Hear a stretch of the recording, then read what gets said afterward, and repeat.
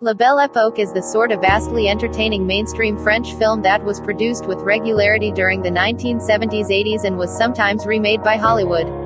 Those days are long gone, but it could happen with this witty, sexy and original romantic comedy that touches many points of satisfaction.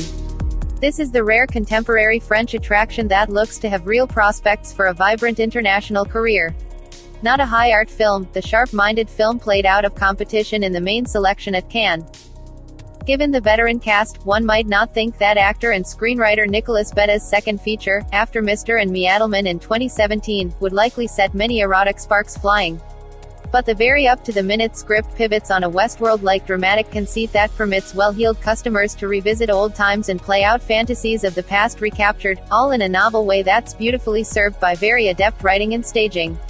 Everything clicks here, all the time. Heavy with wisecracks and sardonic smarts, the film starts bam bam bam with sharp remarks emanating from the mouths of mostly older folks socializing at what looks like an early 19th century French salon. Those in attendance are, in fact, modern citizens who have paid a pretty penny for a virtual trip into the past courtesy of time travelers, a sophisticated outfit that does a convincing job of recreating olden times in a very thorough manner, from food and clothes to the mean-spirited quality of wit. No one says, or, like, or, you know. The director, ringleader is the short-tempered Antoine Guillaume Canet, while the guests of special interest this night in a palatial setting are 70-ish Victor Danielotte, and his beautiful wife, Marianne Fanny Ardant, whose caustic waterfall wit is employed almost exclusively in the service of humiliating her hirsute mate. "I think you've been alive too long," she lets fly at a vulnerable moment. All evening, the barbs are fired off as quickly as at an old Friars Club roast, but with more sincerely intended effect.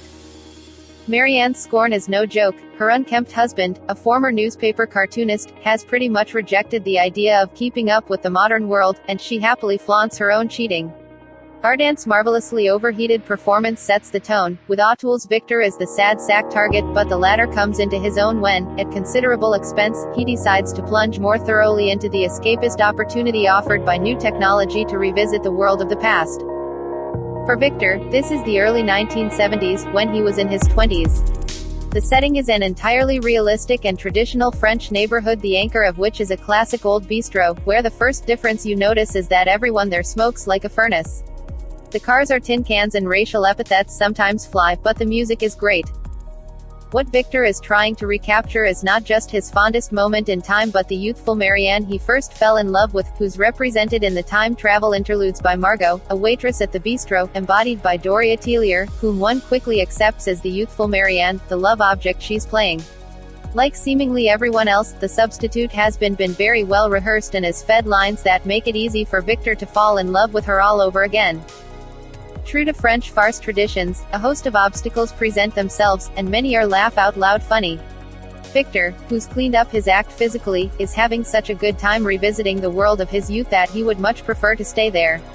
This, in turn, requires a lot more money, plus a willingness and ability on the part of the director and actress to perpetuate the charade, during which, bien sûr, Victor becomes more and more obsessed with the young version of his wife.